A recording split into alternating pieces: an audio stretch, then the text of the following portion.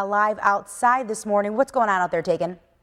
Good morning, Kristen. Yeah, springtime, of course, we have springtime storms and people are kind of getting into gear after what was a very harsh, cold and snowy winter. They kind of want to get a kickstart on those springtime projects, whether they're building a home, doing some outside yard work, maybe some new construction as well. But it's always important to think safety first. So joining me today is Derek from Missouri One, along with Brian on the Illinois side with Call Julie. And both of them are here today to kind of talk about why it's important to kind of gear safety first and also make some phone calls before you want to do anything. Absolutely, yeah. It's, you know, with springtime, as you mentioned, a lot of homeowners are ready to start doing their landscaping projects and things that they've delayed over the winter time. So it's always important for us to get out and get the message out in April, especially for homeowners, as well as the professional contractors that do it on a regular basis, that they need to contact 811 before they begin their excavation projects. Right, and you guys have this fancy trailer behind us as well, and this has a lot of information for anybody kind of gearing up for those projects. Yeah, this has really been a very good tool for us to get our message out.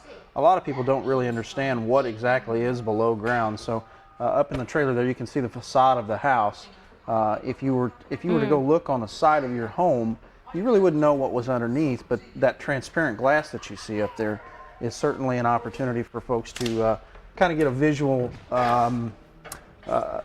idea of what precisely that stuff would look like if they had X-ray vision and they could look underneath the ground. That's precisely what they would see. Right, because people don't think about that. They see what they visually see and they don't realize the depth of all of those wires and different things. Yeah, and there's a lot of people make the assumption that there's that the lines aren't buried very deep, or they're buried deep enough to where they won't hit them, and that's incorrect thinking, because there is a significant risk associated, especially if you're digging near gas or electric, things that could hurt you or kill you.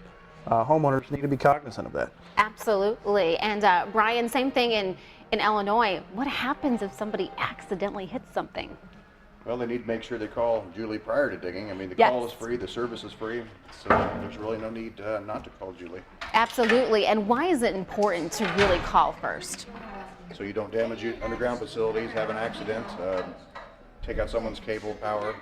Want to be safe and use that service. Good morning. Welcome back to KHQA this morning. Well, warm weather is almost here, sort of here. And before you head outside to kind of get those projects done around the house, you need to make sure that you're doing it safely. With me now is Brian from Illinois Julie's, and with me now, and here's Derek from Missouri One Call System. Now, so what are we going to be doing right now? Well, this is really what we use to really demonstrate to homeowners and kids exactly what the risks are that are associated with digging when you don't know what's underground. So this is a typical circumstance where you would dig in the ground, and in those circumstances, if you were to hit this line right here, that's exactly what would happen. Now, obviously, this was just a demonstration. See if you can get the shot of this line. This is what people would see if they're not prepared, if they're not digging correctly. Yeah, typically, I mean, it would just be something similar to this. And then, in this circumstance, this was to simulate what would happen if you were to hit a gas line. Gas lines are typically going to be